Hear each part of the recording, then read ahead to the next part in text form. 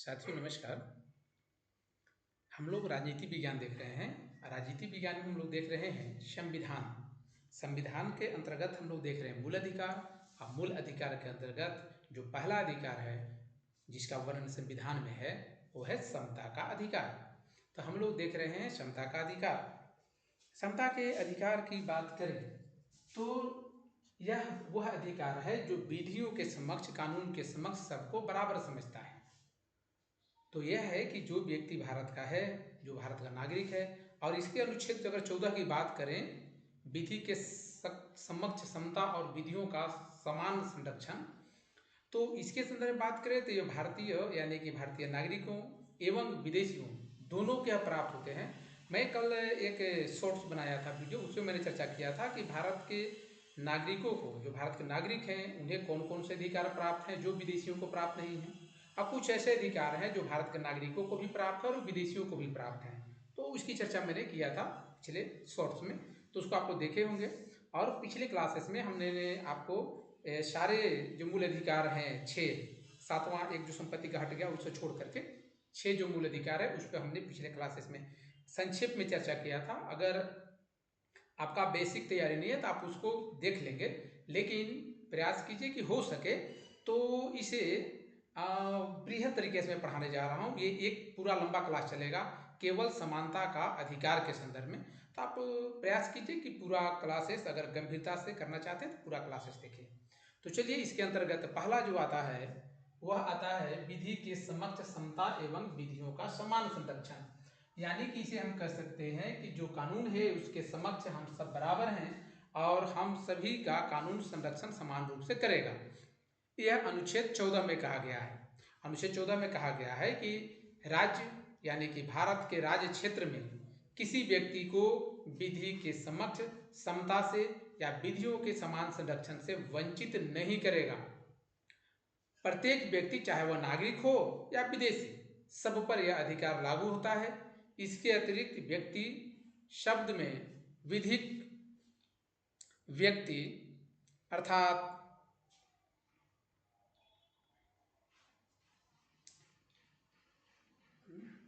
Live जा रहा है ना, एक बार मैं देख लूँ इसे।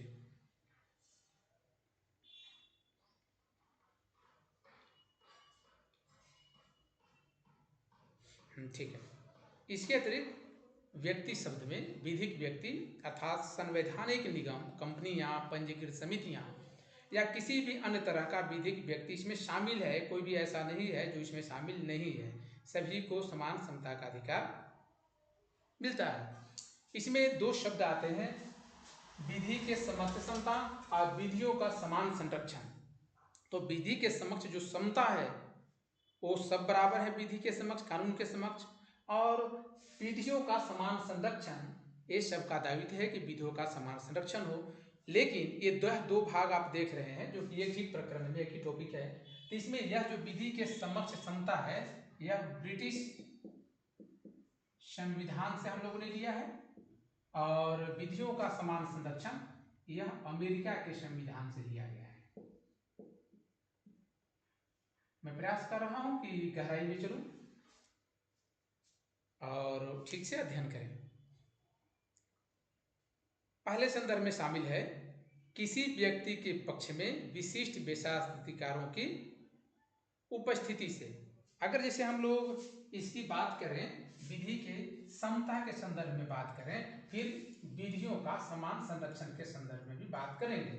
तो अगर इसके संदर्भ में बात करें यानी कि विधि की समता से बात करें, समक्ष समता, कानून के समक्ष सभी बराबर है, इसकी बात करें तो इसमें जो आता है पहला, किसी व्यक्ति के पक्ष में विशिष्ट विशेषाधिकारों की अनुपस्थिति। किसी व्यक्ति के पक्ष में विशिष्ट विशेषाधिकारों, विशिष्ट विशेषाधिकारों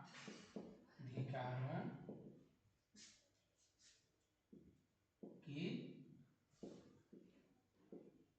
अनुपस्थिति यानी कि किसी व्यक्ति के पक्ष में, क्योंकि वह व्यक्ति इस पद पे आसीन है या यह व्यक्ति इस जाति विशेष धर्म से बिलोंग करता है, इसलिए उसे किसी प्रकार के विशेषाधिकार हैं, ऐसी बातें नहीं हैं। उसे वहाँ पे कहा गया है कि ऐसा नहीं होगा, वो अनुपस्थिति होगी, ऐसा ही लिखा गया है संविधान में, इसलिए ऐसा लिखा हूँ। लेकिन इसका मतलब है कि किसी प्रकार का पक्ष नहीं लिया जाएगा, कोई विशेषाधिकार किसी को प्राप्त नहीं है।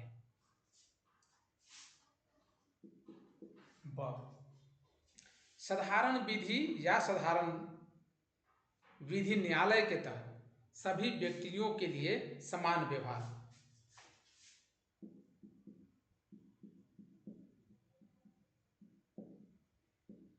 साधारण विधि एवं साधारण विधि न्यायालय के तहत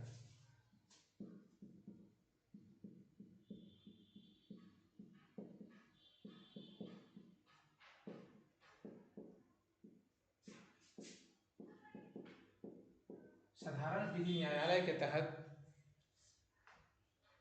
सभी व्यक्तियों के लिए समान व्यवहार।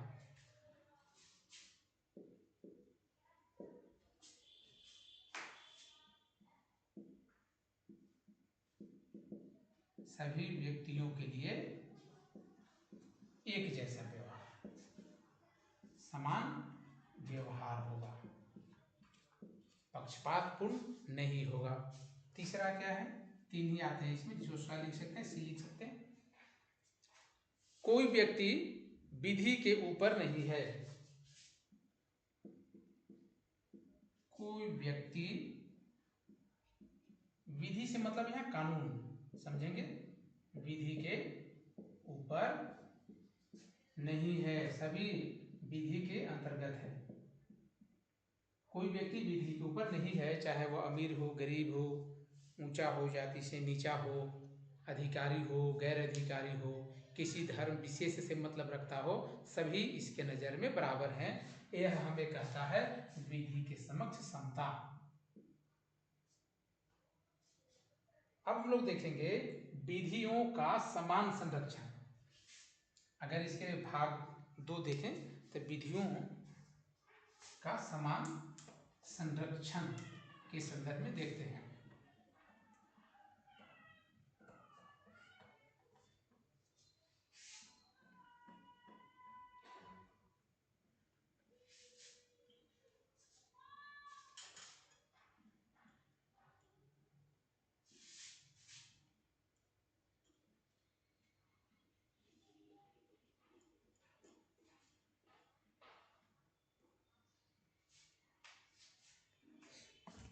इसमें हमने क्या कहा था कि विधि के समक्ष समता, यह ब्रिटिश संविधान से लिया गया है, इसके मूल से है। विधियों का समान संरक्षण अमेरिकी संविधान से है। चलिए, हम लोगों ने पहले संदर्भ को देखा, अब दूसरा संदर्भ को देखते हैं कि इसमें क्या क्या शामिल है। इसके संदर्भ में देखते हैं। इसमें कहता है विधियों द्वारा प्रदत्त विशेषाधिकारों और अध्यारोपित दायित्वों दोनों में समान परिस्थितियों के अंतर्गत व्यवहार क्षमता।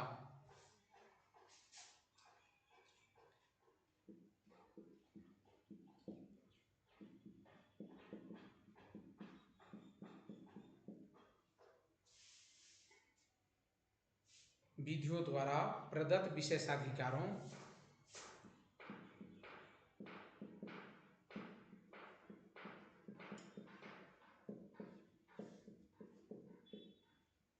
जो विशेषाधिकार प्राप्त विशेषाधिकारों और अध्यारोपित दायित्वों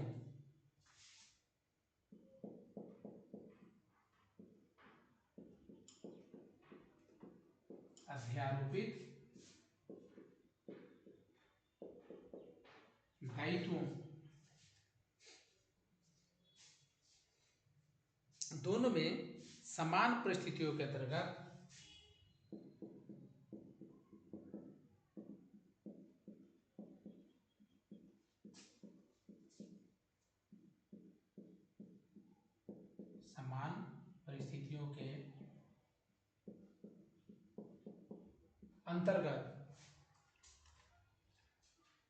व्यवहार क्षमता व्यवहार क्षमता। यानी कि जो भी अगर कोई नियम ऐसा बनाया जाता है कि कुछ विशासी अधिकार है, कुछ अध्यारोपित दायित्व हैं, तो ये दोनों समान परिस्थितियों के अंतर्गत समान व्यवहार सबके साथ किया जाएगा।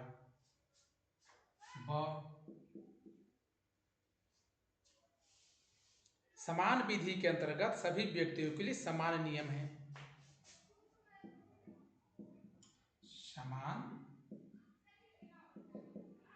विधि के अंतर्गत सभी व्यक्तियों के लिए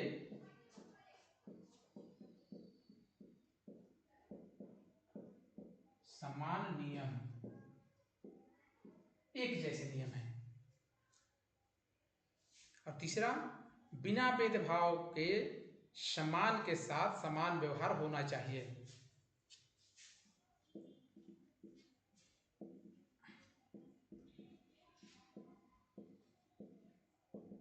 बिना भेदभाव के, बिना किसी भेदभाव के समान के साथ समान व्यवहार होना चाहिए।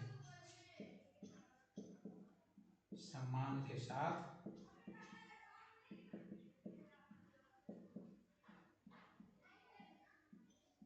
समान व्यवहार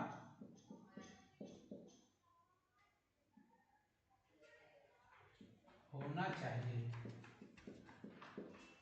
एक जैसा व्यवहार होना चाहिए। इस तरह पहला नकारात्मक संदर्भ है जबकि दूसरा सकारात्मक संदर्भ है। हालांकि दोनों का उद्देश्य विधि, अवसर और न्याय की समानता की ही बात है। चाहे हम लोग किसी संदर्भ में बात करें तो दोनों सर एक जैसे ही, लेकिन वह नहीं है इस प्रकार के नकारात्मक शब्दों का ज़्यादा प्रयोग करता है, और जबकि दूसरा सकारात्मक करता है, लेकिन दोनों को हमारे संविधान में सम्मिलित किया गया है। उच्चतम न्यायालय ने यानी कि सुप्रीम कोर्ट ने व्यवस्था दी कि जहां समान एवं असमान के बीच अलग अलग व्यवहार होता हो, अनुच्छेद लागू नहीं होता। यद्यपि अनुच्छेद 14 श्रेणी विधान को अस्वीकृत करता है। यह विधि द्वारा व्यक्तियों, वस्तुओं और लेन देनों के तर्क संगत वर्गीकरण को स्वीकृत करता है। लेकिन वर्गीकरण विवेक शून्य, बनावटी नहीं होना चाहिए। जो वर्गीकरण होगा वो वास्तविक होना चाहिए, बल्कि विवेकपूर्ण, सशक्त और पृथक होना चाहिए। जब भी होगा तो वर्गीकरण सशक्त होगा, पृथक होगा। इसमें एक बात आता है विधि का शासन। विधि के शासन को हम लोग थोड़ा समझते हैं।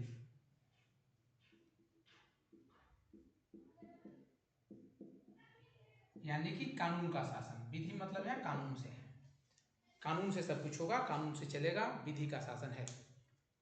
ब्रिटिश न्यायवादी एवी डाइसी का मानना है कि विधि के समक्ष समता का विचार विधि की शासन के सिद्धांत का मूल तत्व है।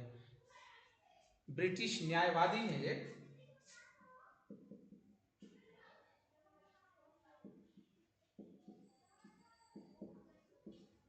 ब्रिटिश न्यायवादी, इनका नाम है एवी डाइसी। एवी डाइसी ये ब्रिटिश न्यायवादी थे, एवी डाइसी। इनका कहना है कि विधि के समक्ष समता का विचार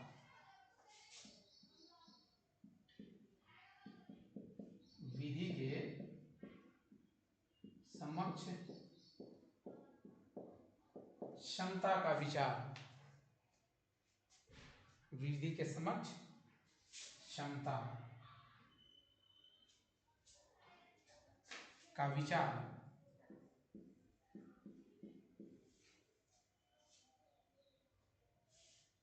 विधि का शासन के सिद्धांत का मूल तत्व है।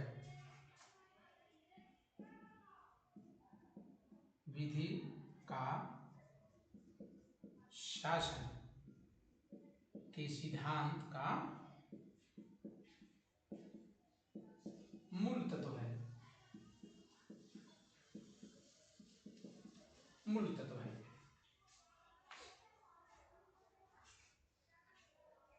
इस संबंध में उन्होंने 3 अवधारणाएं स्पष्ट की है। कौन? एवी डाइसी। एवी डाइसी जो ब्रिटिश न्यायवादी थे, उन्होंने इसके संदर्भ में 3 अवधारणाएं प्रस्तुत की, उसको भी हम लोग देखते हैं। कौन कौन सी अवधारणाएं हैं? पहली अवधारणा है कि इच्छाधीन शक्तियों की अनुपस्थिति, अर्थात किसी भी व्यक्ति को विधि के उल्लंघन के सिवाय दंडित नहीं किया जा सकता। अगर कोई व्यक्ति कानून का उल्लंघन नहीं किया है तो उसे दंडित करने का अधिकार किसी को नहीं है। दूसरा, विधि के समक्ष समता आवश्यक है। कोई व्यक्ति चाहे वो अमीर हो, गरीब हो, ऊंच हो, नीच हो, अधिकारी हो, गैर अधिकारी हो, किसी जाति धर्म का हो, कानून के ऊपर नहीं है। तीसरी बात इन्होंने जो स्पष्ट किया है, उन्होंने कहा है कि व्यक्तिगत अधिकारों की प्रमुखता अर्थात संविधान व्यक्तिगत अधिकारों का परिणाम है, जैसा कि न्यायालयों द्वारा इसे परिभाषित और लागू किया जाता है, न कि संविधान व्यक्तिगत अधिकारों का स्रोत है। यह व्यक्तिगत अधिकारों का परिणाम है, यह व्यक्तिगत अधिकारों का स्रोत नहीं है। अगर हम लोग देखें कि पहले और दूसरे कारक ही भारतीय व्यवस्था को लागू हो सकते हैं, तीसरा लागू नहीं हो सकता। भारतीय व्यवस्था में संविधान की भारत में व्यक्तिगत अधिकार का स्रोत है। सर्वोच्चतम न्यायालय का मानना है कि अनुच्छेद 14 के अंतर्गत, यानी कि अनुच्छेद 14 में ये है, मैं यहाँ लिख दूं, अनुच्छेद 14 के अंतर्गत उल्लिखित विधि का शासन ही संविधान का मूल तत्व है। इसलिए किसी भी तरह यहाँ तक संशोधन के द्वारा भी समाप्त नहीं किया जा सकता। विधि के शासन को अगर कोई चाहे कि इसे समाप्त कर दे संविधान संशोधन में, तो समाप्त नहीं किया जा सकता।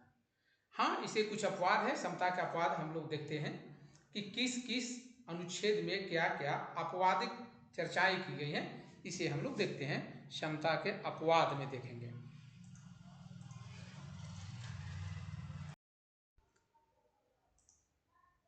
इसमें पहला आता है, समता के अपवाद के बारे में अगर कुछ हम बात कर लें तो इसको समझ लेते हैं। विधि के समक्ष समता का नियम पूर्ण नहीं है तथा इसके लिए कई संवैधानिक निषेध एवं अन्य अपवाद हैं, जिसको हम लोग अभी देखेंगे। पहला है, भारत के राष्ट्रपति एवं राज्यपालियों को निम्न शक्तियां प्राप्त हैं।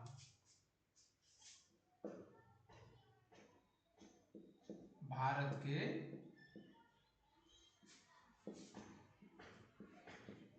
राज्यपाल एवं राष्ट्रपति को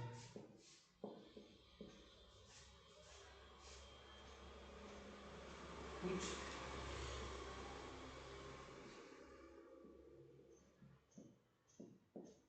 शक्तियां प्राप्त। कौन कौन सी शक्तियां हैं? राष्ट्रपति या राज्यपाल, इसको किसमें, अनुच्छेद 361 में ये है, आपको मिलेगा।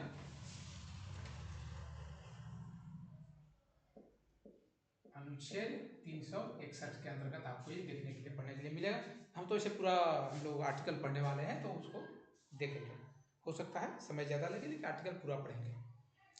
तो पहला है कि राष्ट्रपति या राज्यपाल अपने कार्यकाल में किए गए किसी कार्य या लिए गए किसी निर्णय के प्रति देश की किसी भी न्यायपालिका में जवाबदेह नहीं होंगे। ये दो ऐसे हैं जो किसी भी फैसले के लिए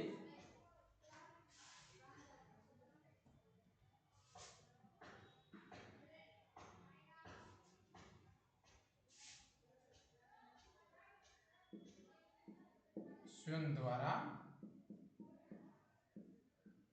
लिए गए किसी भी फैसले के लिए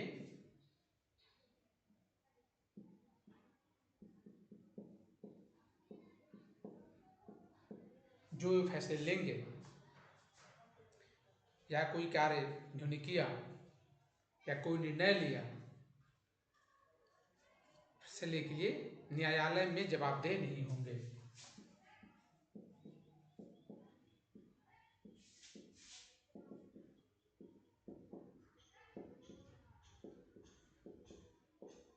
जवाबदेह नहीं होंगे, इन्हें न्यायालय में जवाब नहीं देना है।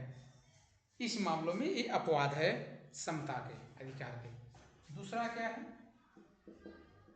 दूसरा है, राष्ट्रपति या राज्यपाल के विरुद्ध उसकी पदावधि के दौरान किसी न्यायालय में किसी भी प्रकार की दंडिक कार्यवाही प्रारंभ या चालू नहीं की जाएगी या नहीं रखी जाएगी। अगर कोई राष्ट्रपति है या राज्यपाल है तो उसके विरुद्ध किसी भी पदावधि में जब वो काम कर रहा था, जब वो राष्ट्रपति राज्यपाल है, इसके दौरान किसी भी न्यायालय में, चाहे हाई कोर्ट हो या सुप्रीम कोर्ट हो, दंडिक कार्यवाही प्रारंभ या चालू नहीं किया जाएगा। जब वो वहाँ से अपदस्थ हो जाएंगे तभी वो कार्रवाई की जा सकती है। तीसरा है, राष्ट्रपति या राज्यपाल की पदावधि के दौरान उसकी गिरफ्तारी या कारावास के लिए किसी न्यायालय में कोई प्रक्रिया प्रारंभ नहीं की जाएगी। यानी कि राष्ट्रपति या राज्यपाल जब वो पद पे हैं तो उनकी गिरफ्तारी नहीं की जा सकती, उनको कारावास नहीं किया जा सकता और किसी भी न्यायालय से इस प्रक्रिया का प्रारंभ भी नहीं किया जा सकता। चौथा है, राष्ट्रपति या राज्यपाल पर उनके कार्यकाल के दौरान व्यक्तिगत सामर्थ्य से किए गए किसी कार्य के लिए किसी भी न्यायालय में दीवानी का मुकदमा नहीं चलाया जा सकता। हाँ, यदि इस प्रकार का कोई मुकदमा चलाया जाता है तो उन्हें इसकी सूचना देने के 2 माह बाद ही ऐसा किया जा सकता है। यदि आपको लगता है कि उन पर दीवानी का मुकदमा चलाना है तो आपको कम से कम 2 माह पहले उनको सूचना देनी होगी, इसके बाद ही आप चला सकते हैं। तो अगर वो उस पद पे होंगे तो हो सकता है उस पद को छोड़ दें, ये काफ़ी महत्वपूर्ण पद है, इसके बाद ही आप चला सकते हैं।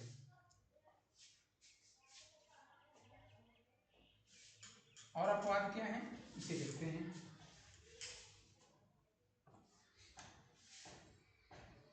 दूसरा, कोई भी व्यक्ति यदि संसद या राज्य विधानसभा के दोनों सदनों या दोनों सदनों में से किसी एक की सत्य कार्रवाई से संबंधित विषय वस्तु पर प्रकाशन समाचार में या रेडियो टेलीविजन में करता है तो उस पर किसी भी प्रकार का दीवानी या फौजदारी मुकदमा देश के किसी भी न्यायालय में नहीं चलाया जा सकेगा। यानी क्योंकि संसद जो है या जो विधान परिषद है या विधानसभा है या दोनों में से किसी का वो सदन में से किसी से उससे संबंधित किसी भी मामले में अगर कोई प्रकाशन किया जा रहा है या टेलीविजन में चलाया जा रहा है तो उस पर किसी भी प्रकार का दीवानी या फौजदारी मुकदमा आप नहीं चला सकते। यह भी 361 में अपवाद जितना है वो 361 की बात करी जाती है, 361 में आपको ये मिलता है। फिर है कि संसद में या उसकी किसी समिति में संसद के किसी सदस्य द्वारा कही गई बात या दिए गए किसी मत के संबंध में उसके विरुद्ध किसी न्यायालय में कोई कार्रवाई नहीं की जाएगी। जैसे संसद में कार्रवाई चल रहा है, संसद में चल रहे हैं तो उसमें बहुत सारे सांसद जो हैं वो मनगढ़ंत बातें बोलते हैं, झूठ बोलते हैं और कुछ वैसे बातें जो तथ्यहीन होते हैं, कोई आरोपित करते हैं एक दूसरे पे। तो इसका मतलब ये नहीं है कि आप न्यायपालिका में जा करके उस पर केस करेंगे कि आपने झूठ बोला है संसद में होकर के, तो वैसा आपको संसद के सदस्य होने के नाते आपका कोई आरोप नहीं होगा। ये अनुच्छेद 105 में कहा गया है।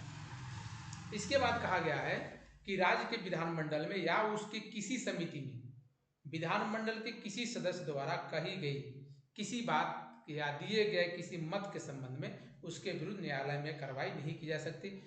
जैसे मान लीजिए राज्यसभा का चुनाव होता है या राष्ट्रपति का चुनाव होता है या किसी नियम अधिनियम को पास करने के लिए, नियम बनाने के लिए मत दिए जाते हैं, जो संसद का सदस्य है वो मत देता है या उसके संदर्भ में कुछ बातें बोलता है, तो आप ऐसा नहीं कर सकते कि उसके विरुद्ध आप, क्योंकि आप मेरे पार्टी में थे, आपने मेरे पार्टी में मत नहीं दिया मेरे पार्टी के, तो आप ऐसा नहीं है कि आप पे मुकदमा चलेगा। हाँ, आप पार्टी का जो अपना कार्रवाई होगा पार्टी अपना कर सकती है, लेकिन आप पे मुकदमा नहीं चलाया जा सकता। यह अनुच्छेद 194 में इसका जिक्र है। अनुच्छेद 31 ग और अनुच्छेद 14 का अपवाद है। जो 31 ग है वो अनुच्छेद 14 का अपवाद है। इसके अनुसार किसी राज्य विधानमंडल द्वारा नीति निर्देशक तत्वों के क्रियान्वयन के संबंध में यदि कोई नियम बनाया जाता है जिसमें अनुच्छेद 39 की उपधारा ख या उपधारा ग का समावेश है, तो उस आधार पर चुनौती नहीं दी जा सकती है कि वे अनुच्छेद 14 का उल्लंघन करते हैं।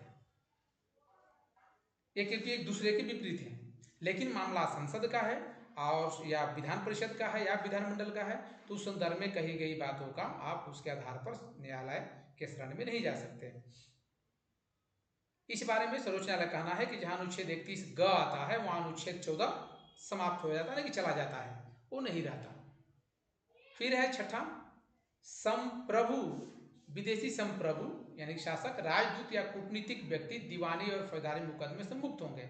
कोई व्यक्ति है जो विदेशी शासक का मेंबर है या राजदूत है हमारे यहाँ, जो कि उस मान ली ब्रिटिश का है या अमेरिका का है, लेकिन हमारे यहाँ उस अपने देश का राजदूत है, तो उस पर किसी भी प्रकार का मुकदमा, दीवानी या फौजदारी मुकदमा हम लोग नहीं चला सकते। फिर सातवां है, संयुक्त राष्ट्र संघ एवं उसकी एजेंसियों को भी कूटनीतिक मुक्ति प्राप्त है। संयुक्त राष्ट्र संघ के जो सदस्य हैं या उसकी जो एजेंसियां हैं, उससे भी आप किसी भी प्रकार का मुकदमा अपने न्यायालय में नहीं चला सकते, नहीं कह सकते कि सभी के लिए कानून बराबर है। दूसरा, कुछ आधारों पर विभेद प्रतिषेध। दूसरा हमारा जो था, पहला हम लोगों ने देखा था विधि के समक्ष समता और विधियों के समक्ष समान संरक्षण का अधिकार, उसको हम लोग देखा था पहला। अब देखते हैं इसका दूसरा, यानी क्षमता का अधिकार का दूसरा, जिसे हम लोग अनुच्छेद 15 के अंतर्गत देखते हैं, कुछ आधारों पर विभेद का प्रतिषेध। कुछ आधारों पर विभेद का प्रतिषेध, यह है अनुच्छेद 15।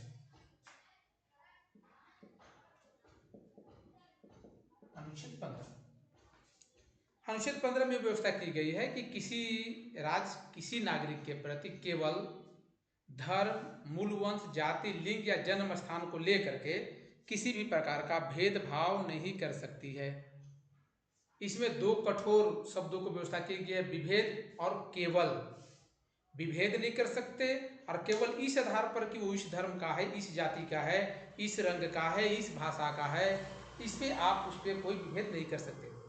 विभेद का अभिप्राय किसी के विरुद्ध विपरीत मामला या अन्य के प्रति पक्ष में न रहना है। जैसे मान लीजिए आप किसी के पक्ष में नहीं होंगे, न किसी के विरुद्ध में होंगे। केवल शब्द का अभिप्राय है कि अन्य आधारों पर मतभेद किया जा सकता है, मतलब कुछ आधारों पे किया जा सकता है।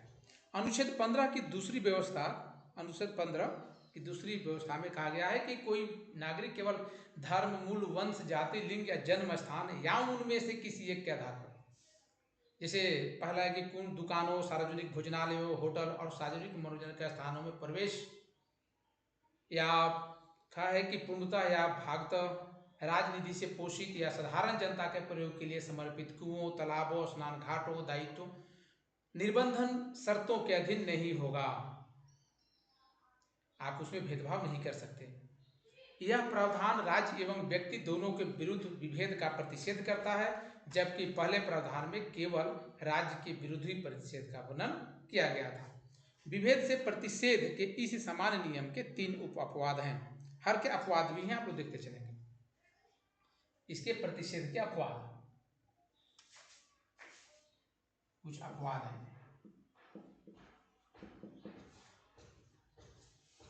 पहला है कि राज्य को इस बात की अनुमति है कि वह बच्चों या महिलाओं के लिए विशेष व्यवस्था करे।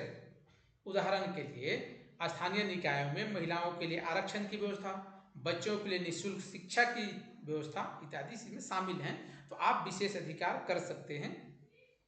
दूसरा है कि राज्यों को इसकी अनुमति है कि वह सामाजिक और शैक्षणिक रूप से पिछड़े वर्गों या अनुसूचित जाति या जनजातियों के विकास के लिए कोई विशेष उपबंध तैयार कर सकते हैं।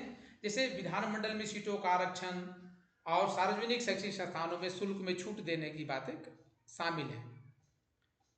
तीसरा कहता है कि राज्य को अधिकार है कि वह सामाजिक एवं शैक्षिक रूप से पिछड़े लोगों या अनुसूचित जाति या अनुसूचित जनजाति के लोगों के उत्थान के लिए शैक्षिक संस्थानों में प्रवेश के लिए छूट संबंधी कोई नियम बना सकती है।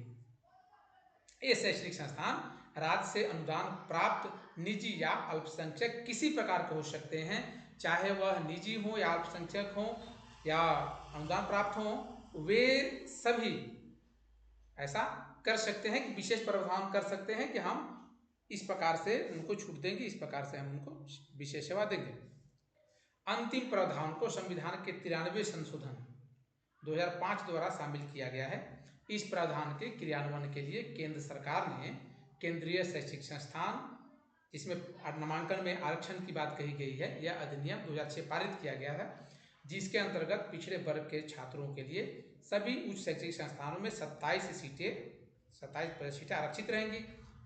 इनमें IIT और IIM जैसे संस्थान भी शामिल हैं। आप किसी संस्थान को वंचित नहीं कर सकते। अप्रैल 2008 में उच्चतम न्यायालय ने दोनों अधिनियमों की वैधता पर मुहर लगा दी, बोले कि सही है, ऐसा होना चाहिए, क्योंकि वो बहुत समय से वंचित रहे हैं।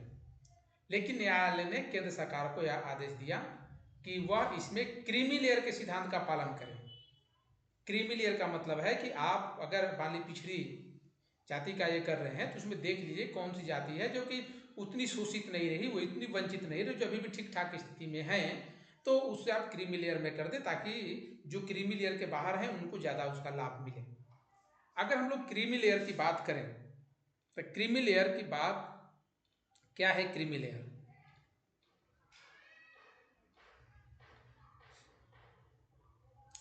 तो मुझे लगता है कि क्लास ज़्यादा लंबा हुआ है।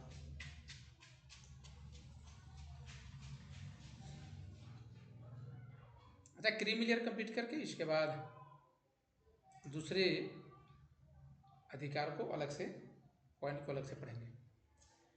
क्रीमी लेयर पिछड़े वर्ग के विभिन्न तबकों के छात्र क्रीमी लेयर में आते हैं, जिन्हें इस आरक्षण का लाभ नहीं मिलेगा। ये तबके हैं जैसे संवैधानिक पद धारण करने वाले व्यक्ति, जैसे कि राष्ट्रपति, उपराष्ट्रपति, उच्चतम एवं उच्च न्यायालयों के न्यायाधीश, संघ लोक सेवा आयोग के अध्यक्ष एवं सदस्य, राज्य लोक सेवा आयोग के अध्यक्ष एवं सदस्य, मुख्य निर्वाचन आयुक्त और नियंत्रक एवं महालेखा परीक्षक हैं। ऐसे पद धारण करने वाले व्यक्ति, इन्हें आरक्षण का लाभ नहीं मिलेगा, क्रीमी लेयर के अंतर्गत में आएंगे। इसके अलावा वर्ग ए या ग्रुप ए या ग्रुप बी की सेवा की क्लास 2 अधिकारी, जो कि केंद्रीय या राज्य सेवाओं में है। इसके अलावा सार्वजनिक प्रतिष्ठानों, बैंकों, बीमा कंपनियों, विश्वविद्यालयों आदि में पदस्थ समकक्ष अधिकारी, इन सभी को क्रीमी लेयर में माना जाएगा। यह नियम निजी कंपनियों में कार्यरत अधिकारियों पर भी लागू होता है। तीसरा है सेना में कर्नल या उसके ऊपर रैंक के अधिकारी, या नौसेना, वायुसेना एवं अर्धसैनिक बलों में समान रैंक का अधिकारी, ये क्रीमी लेयर में आएंगे। इसके अलावा डॉक्टर, अधिवक्ता, इंजीनियर, कलाकार, लेखक, सलाहकार आदि प्रकार के जो पेशेवर है, ये क्रीमी लेयर में आएंगे। इसके अलावा व्यापार, वाणिज्य एवं उद्योग में लगे व्यक्ति, उद्योगपति या व्यापारी, ये क्रीमी लेयर में आएंगे। शहरी क्षेत्रों में जिन लोगों के पास भवन हैं तथा जिनके पास एक निश्चित सीमा से अधिक की कृषि भूमि या रिक्त भूमि है उनके पास, तो क्रीमी लेयर में आ जाएंगे। सातवां, जिन लोगों का सालाना आय 4.5 लाख से अधिक है या जिनके पास एक छूट सीमा से अधिक की संपत्ति है, जो इसके बीच बीच में अमेंडमेंट भी किया गया है, जो 6 लाख किया गया, बाद में 8 लाख किया गया। तो 1993 में जबकि मलाईदार परत, यानी क्रीमी लेयर इसको कहा गया है इंग्लिश में, और हिंदी में मलाईदार परत बोलते हैं, हदबंदी की लागू कर दी गई। यह 1 लाख थी, बाद में 2004 में इसे बढ़ाकर 2.5 लाख और 2008 में बढ़ाकर 4.5 लाख एवं 6 लाख रुपए 2013 में किया गया कि इस प्रकार से जो व्यक्ति हैं वो क्रीमी लेयर के अंतर्गत आएंगे, जिनकी आय इतने से ज़्यादा है, उस वर्ग में रहेंगे, लेकिन वो क्रीमी लेयर में आएंगे। सबसे पहले लाभ उनको मिलेगा जो इनसे निम्न है। तीसरा,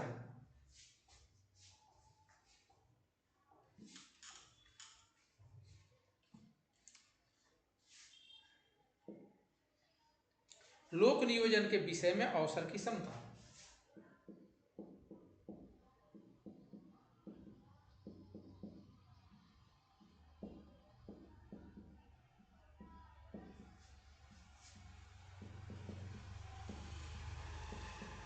लोक नियोजन के विषय में अवसर की समता, यह अनुच्छेद 16 में इसका जिक्र है। लोक नियोजन मतलब नियुक्ति में, नौकरी में आपको समान अवसर मिलेंगे। यह अनुच्छेद 16 में राज्य के अधीन किसी पद पर नियोजन या नियुक्ति के से संबंधित विषयों में सभी नागरिकों के लिए अवसर की समता होगी। किसी भी नागरिक के साथ भेदभाव नहीं किया जा सकता। इस आधार पर कि वह किसी धर्म, वंश या जाति, लिंग, स्थान से संबंध रखता है, इस आधार पर नहीं कर सकते। या इसके अलावा भी कि किसी भी रोजगार में कार्यालय के लिए आप इनको अयोग्य नहीं ठहरा सकते, यह सब जगह लागू है। लोक नियोजन के विषय में अवसर की क्षमता के साधारण नियम में 3 अपवाद भी हैं। इस अपवाद को हम लोग देखते हैं। हम लोग हर घर का अपवाद भी देखते जा रहे हैं, ताकि आपको ऐसा ना लगे कि कभी आपको पता चले कि ये वाला तो था लेकिन ऐसा क्यों है, वो अपवाद है। जैसे संसद किसी विशेष रोजगार के लिए निवास की शर्तें आरोपित कर सकती है, जैसे कि सार्वजनिक रोजगार जिसमें निवास की जरूरत हो। तो सार्वजनिक रोजगार अधिनियम 1957 जो बना था, इसके कुछ वर्ष बाद 1974 में समाप्त कर दिया गया था। इस समय आंध्र प्रदेश और तेलंगाना के अतिरिक्त किसी अन्य राज्य में यह व्यवस्था नहीं है। आंध्र प्रदेश और तेलंगाना में यह व्यवस्था है। तो यह है कि ये अपवाद है। दूसरा है कि राज्य नियुक्तियों के आरक्षण की व्यवस्था कर सकता है या किसी पद को पिछड़े वर्ग के पक्ष में बना सकता है जिनका कि राज्य के समान प्रतिनिधित्व नहीं है, तो ऐसा राज्य कर सकता है। तीसरा है कि विधि के तहत किसी संस्था या उसके कार्यकारी परिषद के सदस्य या किसी धार्मिक आधार पर व्यवस्था की जा सकती है इसके तहत। इसके आधार पर 1979 में आप लोग थोड़ा देखें, वर्ष 1979 में एक आयोग बनी थी जिसे बोला जाता है बीपी मंडल आयोग, जिसको मंडल आयोग भी बोलते हैं। इसके बीपी मंडल अध्यक्ष थे।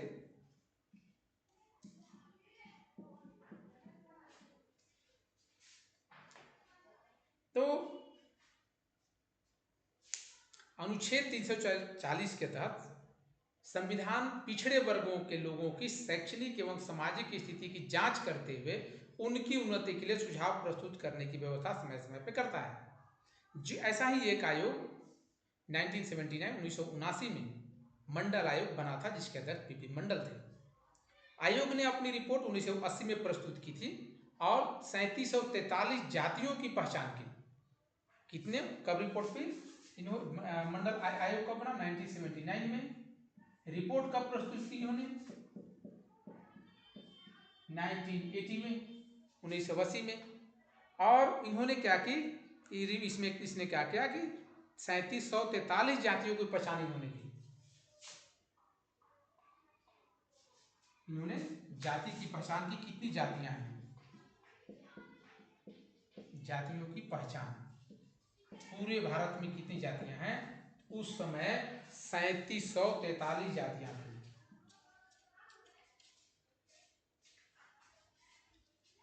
अब ये जो 3743 जातियां थी जो सामाजिक एवं शैक्षिक आधार पर पिछड़ी थी।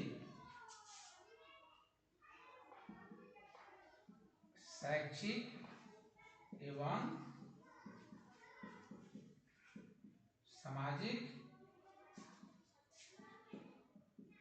आधार पर ये पिछड़ी जातियां हैं।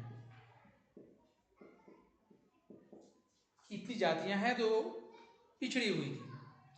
जनसंख्या में उनका हिस्सा करीब 52% था उस समय। मैं एसटी ओबीसी की भी बात नहीं कर रहा, पिछड़ी जातियों की बात कर रहा हूं। उस समय इनका जो प्रतिशत था वो 52% था। ये 52% थे उस समय के जनगणना के अनुसार, जिसमें अनुसूचित जाति एवं जनजाति शामिल नहीं है। मैंने इसको बताया आपको। आयोग ने अन्य पिछड़े वर्गों के लोगों के लिए सरकारी नौकरियों में 27% 52% है, तो इसका 50% रिजर्वेशन दिया जा सकता है, जो निकल के आया 27, यानी कि इनका रिजर्वेशन 27% इनको मिलेगा। तो जितनी जातियां जनसंख्या में हैं, जितना प्रतिशत उसके आधा आरक्षित है। जनसंख्या में उनका हिस्सा करीब कितना था? 52% था, और आरक्षण इनको 27% देने की सिफारिश बीपी मंडल ने की। बात मैं 1980 की कर रहा हूं। अभी जनसंख्या और बढ़ चुका है, हो सकता है इनकी हिस्सेदारी और ज्यादा हो।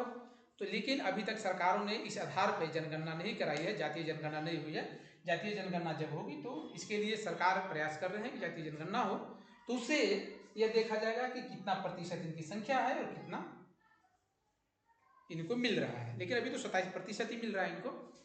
दोबारा 1991 में नरसिम्हा राव ने 2 परिवर्तन प्रस्तुत किए। पहला परिवर्तन प्रस्तुत किए, क्या परिवर्तन नरसिम्हा राव ने प्रस्तुत किए? पहला यह कि 27% में पिछड़े वर्ग के गरीबों को प्रमुखता से जैसे आर्थिक आधार पर आरक्षण, और दूसरा 10% का अतिरिक्त आरक्षण गरीबों के लिए आर्थिक रूप से पिछड़े, विशेष रूप से उच्च जातियों में आर्थिक रूप से कमजोर वर्ग लोगों के लिए व्यवस्था की गई। तो 27% आरक्षण ऐसे हो गया। इसके अलावा कहा गया कि जो गरीब लोग हैं उनके आर्थिक आधार पर आरक्षण दिया जाए, और 10% अतिरिक्त आरक्षण गरीबों के लिए आर्थिक रूप से पिछड़े लोगों को दिया जाए जो उच्च जातियों में हैं।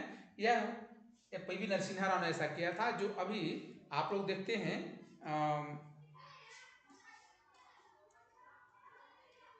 ईडब्ल्यूएस जो 10% की बात की गई है, वो पी.वी. नरसिम्हा राव के 1991 के रिकमेंडेशन पे भी उनके कहे गए बातों पे ही किया गया है। प्रसिद्ध मंडल केस में 1992 में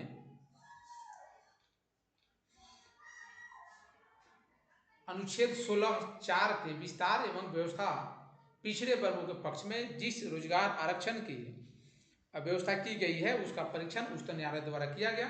यद्यपि न्यायालय ने उच्च जातियों के खास वर्ग के लिए 10% आरक्षण की व्यवस्था को अस्वीकार कर दिया, फिर भी अन्य पिछड़े वर्गों के लिए कुछ शर्तों के साथ 27% आरक्षण की व्यवस्था को वैध बनाया। तो सुप्रीम कोर्ट ने 1992-91 में पी.वी. नरसिम्हा राव ने उसे लागू करने की बात की। जब सुप्रीम कोर्ट के पास बात है कि सुप्रीम कोर्ट ने कहा कि नहीं, ऐसा नहीं किया जा सकता, और उन्होंने इसे स्वीकार कर लिया। और उन्होंने कहा कि 27% जो आरक्षण है जो चल रहे हैं, इसकी सर्वाधिक वैधता रहेगी। तो इसको लेकर कुछ बातें जो निकल करके आई, वो क्या आई उसको देख लीजिए। पहला उसमें यह कि अन्य पिछड़े वर्गों के क्रीमी लेयर से संबंधित लोगों को आरक्षण की सुविधा से बाहर रखा जाना चाहिए।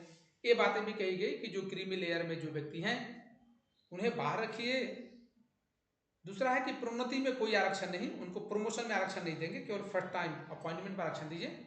आरक्षण की व्यवस्था केवल शुरुआती नियुक्ति के समय होनी चाहिए। प्रोन्नति के लिए कोई खास आरक्षण केवल 5 वर्षों तक लागू रह सकता है प्रोन्नति के संदर्भ में।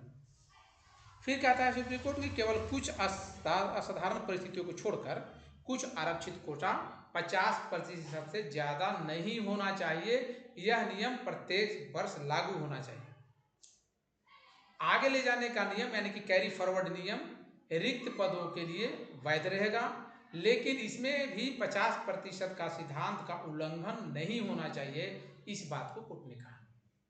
इसके बाद बातें आई कि अन्य पिछड़े वर्गों की सूची में अति जोड़ या न्यून जोड़ के परीक्षण के लिए एक गैर अस्थायी गैर विधायी इकाई होनी चाहिए, जिसको ओवर इंक्लूजन या अंडर इंक्लूजन की बात उन्होंने कही।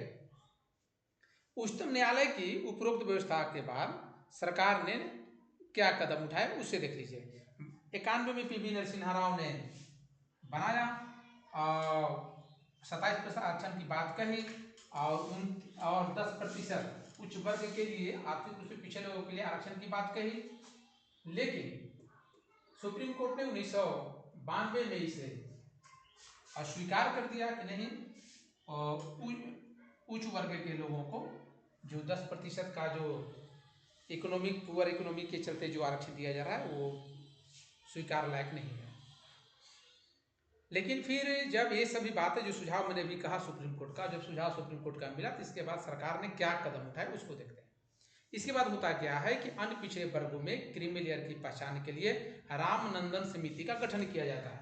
1993 में रामनंदन समिति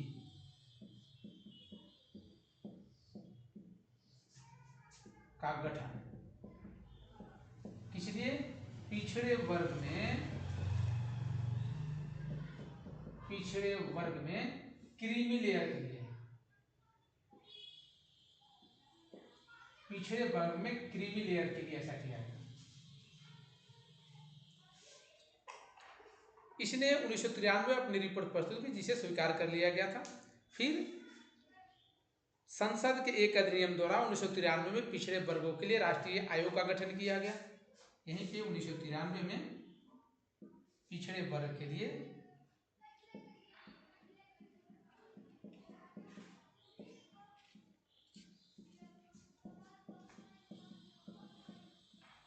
राष्ट्रीय आयोग का गठन।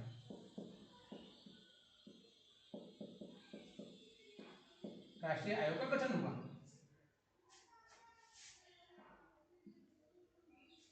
1993 में। यह नौकरी आरक्षण के उद्देश्य से सूची में नाम जोड़ने व निकालने पर विचार करता है कि कौन से वर्ग को पिछड़ा वर्ग आयोग ही यदि डिसाइड करेगा, राष्ट्रीय पिछड़ा वर्ग आयोग, कि आखिर में किस को अपनी सूची से बाहर करना है, किसे सूची में लाना है। फिर इसके बाद क्या होता है? इसके बाद आता है प्रोन्नति में आरक्षण को समाप्त करने के मामले में 77वें संशोधन अधिनियम को 1995 में पास कराया गया और इसने अनुच्छेद 16 में नई व्यवस्था एक जोड़ी गई। इसके तहत राज्यों को शक्ति प्रदान की गई कि राज्य सेवाओं में पर्याप्त प्रतिनिधित्व न होने की स्थिति में राज्य के अंतर्गत सेवाओं में अनुसूचित जाति और अनुसूचित जनजातियों को प्रोन्नति में आरक्षण दिया जा सकता है। यह किया गया था 1995 में एक प्रस्ताव ला करके, जो 77वें संशोधन अधिनियम जो लाया था, 77वें संशोधन अधिनियम लाया गया था 1995 में, 1995 में लाया गया कि नहीं। इसमें एक प्रावधान किया गया कि जो अनुसूचित जाति और जनजाति के लोगों को प्रोन्नति में आरक्षण दिया जा सकता है। फिर 2001 का 85वां संविधान संशोधन 2001 में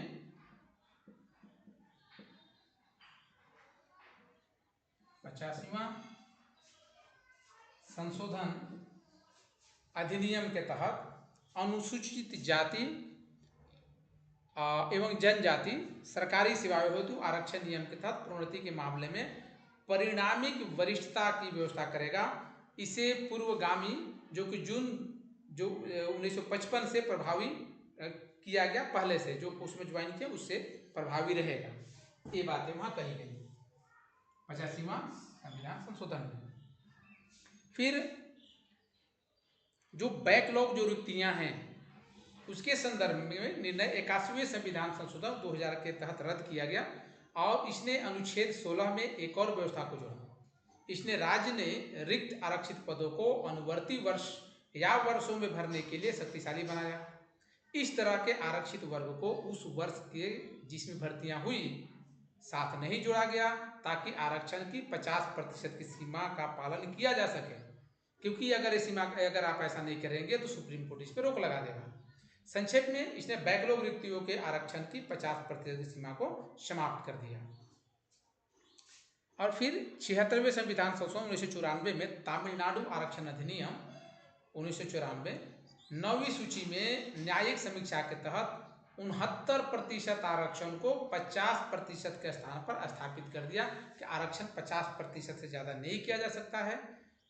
तो उसने संविधान में संशोधन करके इसे लाया कि कुछ दे करके तमिलनाडु में आरक्षण अधिनियम बनाया गया। तो उसमें कहा गया कि 50% के स्थान पर 69% आरक्षण को लागू किया गया।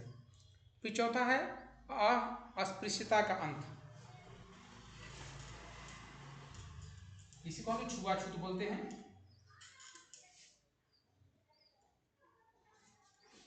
इसमें टच नहीं करना, अनटचेबिलिटी, जो हमारे भारतीय परंपरा की सबसे शर्मनाक और सबसे खराब परंपरा रही है, अस्पृश्यता।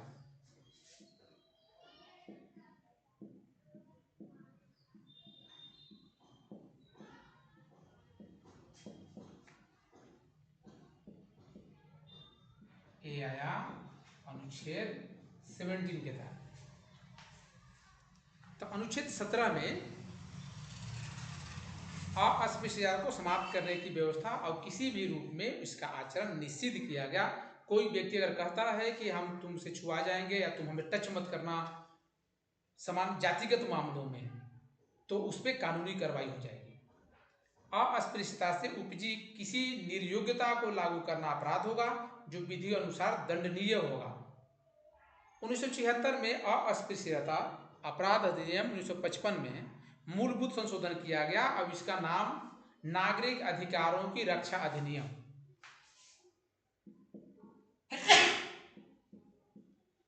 नागरिक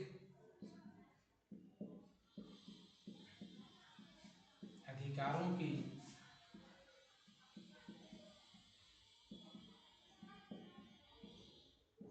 रक्षा अधिनियम 1955 दिया गया। इसमें विस्तार कर दंडी को उपबंध और सख्त बनाया गया। जो व्यक्ति ऐसा करेगा उसे और सख्त कड़े दंड दिए जाएंगे। अधिनियम में अस्पृश्यता के प्रत्येक प्रकार को समाप्त करते हुए अनुच्छेद 17 में व्यवस्था सुनिश्चित की गई। अस्पृश्यता शब्द को न तो संविधान में और न ही अधिनियम में परिभाषित किया गया। हालांकि मैसूर उच्च न्यायालय ने अनुच्छेद 17 के मामले में व्यवस्था की कि शाब्दिक एवं व्याकरणीय समझ से परे इसका प्रयोग ऐतिहासिक है। इसका संदर्भ है कि कुछ वर्गों के कुछ लोगों को उनके जन्म एवं कुछ जातियों के आधार पर सामाजिक निर्योग्यता की गई है।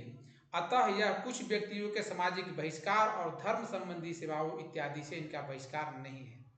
इस बात को उन्होंने बताया। जन अधिकार सुरक्षा अधिनियम 1955 के अंतर्गत छुआछूत को दंडनीय अपराध घोषित किया गया। इसके तहत 6 माह का कारावास और 500 रुपये दंड अथवा दोनों शामिल हैं। जो व्यक्ति इसके तहत दोषी करार दिया जाएगा उसे संसद या राज्य विधानमंडल के चुनाव लड़ने के लिए अयोग्य करार देने की व्यवस्था की गई है।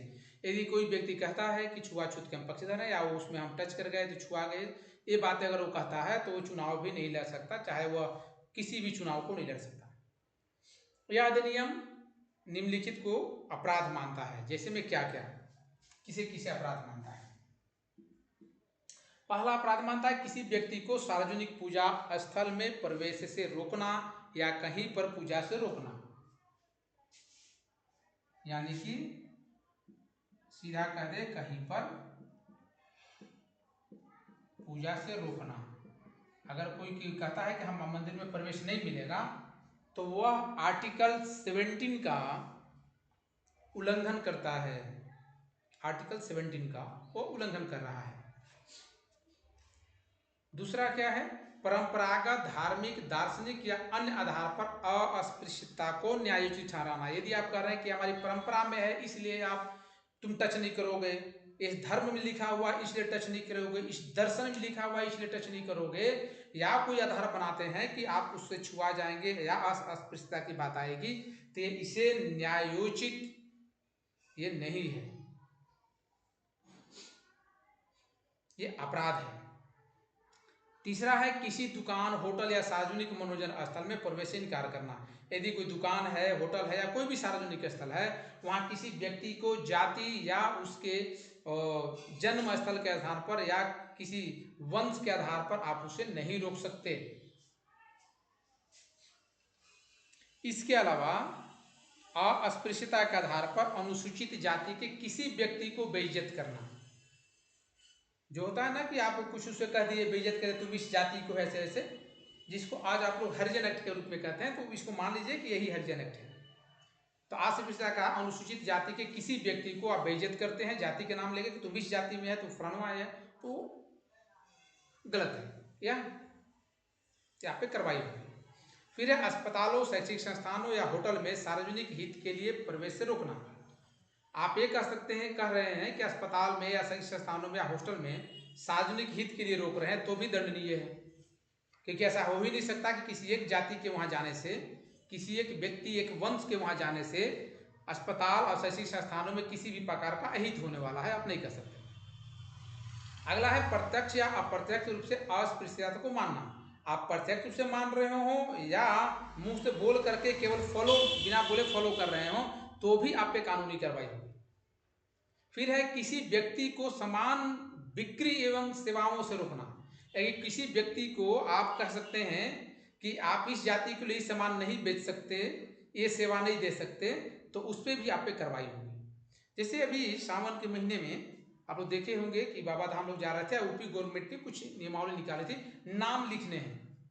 इसे भी बहुत बड़ा विवाद हुआ था, जबकि उसमें ये नहीं कहा गया था कि आपको सामान वहां से नहीं लेना है, सिर्फ कहा था कि नाम लिख देता। ये अप्रत्यक्ष रूप से माना जा सकता है कि सरकार ये करना चाह रही है कि ये मुस्लिम है, ये दलित है, ये है, तो तो सरकार एक तरह से उसको आइडेंटिफाई कर रही है, लेकिन वो अप्रत्यक्ष रूप से ऐसा कर रही है। इसीलिए विपक्ष ने जबरदस्त आवाज उठाई और अंत में कोर्ट ने उसे रोक लगा दिया, सुप्रीम कोर्ट ने उसे रोक लगा दिया कि आप ऐसा नहीं कर सकते।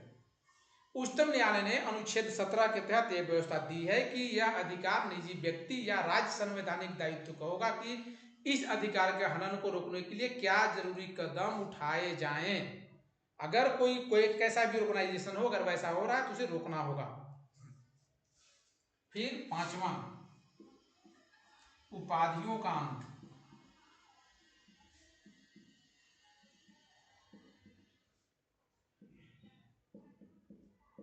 उपाधियों का अंत आप अच्छी तरह से जानते हैं कि हमारे यहाँ भारत में बहुत सारी उपाधियाँ थी और वो सारी उपाधियाँ पारंपरिक थी, जैसे राजा महाराजा और बहुत सारी उपाधियाँ बनी हुई थी। और उन उपाधियों को कहा गया कि ये जो हम इसकी बात करें तो अनुच्छेद 18 में इसका जिक्र है, उपाधियों का अंत। तो इसमें अनुच्छेद 18 में उपाधियों का अंत की बात कही गई है और इस संबंध में 4 प्रावधान किए गए हैं। कौन कौन से प्रावधान, उसे समझ लीजिए। पहला प्रावधान है, यह निषेध करता है कि राज्य सेना या विद्या संबंधी सम्मान के सिवाय और कोई उपाधि प्रदान नहीं करेगा। आप किसी को राजा महाराजा या किसी अन्य प्रकार की उपाधि उसे आप प्रदान नहीं कर सकते। यह केवल राज्य सेना या विधि संबंधी जो सम्मान जो है मिलता है उसी के लिए, जैसे डॉक्टरेट की उपाधि मिलती है पीएचडी करने के बाद, तो वो है इस प्रकार की उपाधियों का है। जैसे कुछ संवैधानिक बनाए गए हैं, जैसे आप पहले हुआ करता था आपका व्याख्याता, रीडर, प्रोफेसर, इस प्रकार का। तो कहा गया है कि शिक्षा से संबंधित उपाधियां, विद्या संबंधी उपाधियां मिल सकती हैं। दूसरा, यह निषेध करता है कि भारत का कोई नागरिक विदेशी राज्य से कोई उपाधि प्राप्त नहीं करेगा। यहीं भर से नहीं, विदेशी राज्य से भी आप कोई उपाधि नहीं ले सकते। वो कहेंगे कि हमको तो वहां का ये बोला गया है, मैं वहां का राजा हूं इसलिए मैं यहाँ राजा बोल रहा हूं, नहीं कर सकते ऐसा। तीसरा है, कोई व्यक्ति राज्य के अधीन लाभ या विश्वास के किसी पद को धारण करते हुए किसी विदेशी राज्य से कोई भी उपाधि राष्ट्रपति की सहमति के बिना स्वीकार नहीं करेगा।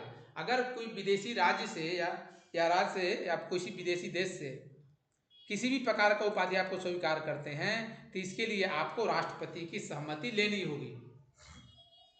चौथा है, राज्य के अधीन लाभ या विश्वास का पद धारण करने वाला कोई व्यक्ति किसी विदेशी राज्य से या उसके अधीन किसी रूप में कोई भेंट, उपलब्धि या पद राष्ट्रपति के सहमति के बिना स्वीकार नहीं कर सकता। अगर इन प्रावधानों से देखें तो यह स्पष्ट होता है कि औपनिवेशिक राज्य के समय दिया जाने वाला पदानुक्रम पद, जैसे महाराजा, राज बहादुर, राय बहादुर, राज साहब, दीवान बहादुर आदि को अनुच्छेद 18 के तहत प्रतिबंधित कर दिया गया है, क्योंकि ये सब राज्य के समक्ष समानता के अधिकार के विरुद्ध थे।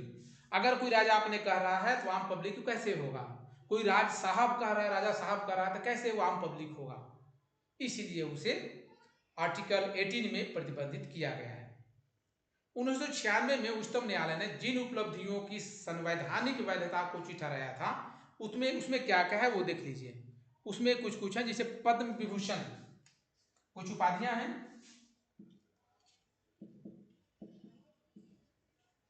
पद्म विभूषण, इसके अलावा है पद्म भूषण और पद्मश्री।